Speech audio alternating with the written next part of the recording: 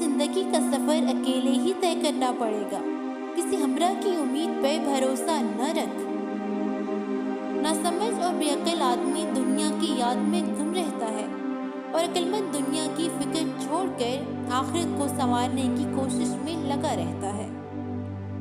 नौजवान ये समझते हैं कि बूढ़े बेवकूफ़ होते हैं और बूढ़ों का ये ख्याल होता है कि नौजवानों में अक्ल नहीं होती। ख्वाहिश गालिब हो जाने की असलियत ये है कि ऐसे बंदे में गुनाह पैदा होगा। जब ख्वाहिश बढ़ेगी तो दिल में तारीकी पैदा होगी।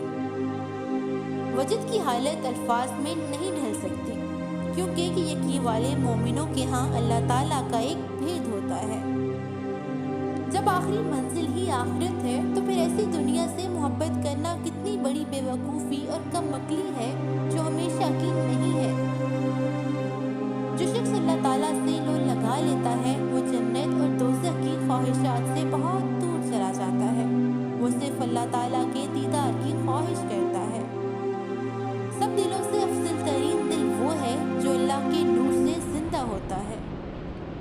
आरिफ वो होता है जो तुम्हारी चुप में तुम्हारी बात का जवाब देता है। किसी बातिल या बुरी शय को देर तक सुनते रहने से इबादत की वो मिठास खत्म हो जाती है जो दिल में पैदा होती है और सुकून मुहैया करती है। जिंदगी एक ऐसे दिए की मानद है जो हर वक्त जलता ही रहता है। हर बच्चे की पैदाइश उसकी घटती हुई हरारत को बहाल करती रहती है। कुछ लोग दुनिया में ऐसे भी होते हैं जो अच्छा बनने की उतनी कोशिश नहीं करते जितनी कोशिश अच्छा नजर आने के लिए करते हैं। मौत को कसरे जिंदगी में बारियाने के लिए इजाजत की जरूरत नहीं, वो जिस दरवाजे से चाहे आ सकती है। झूठ बोलना सच्ची बात कहने से कहीं ज्यादा मुश्किल है।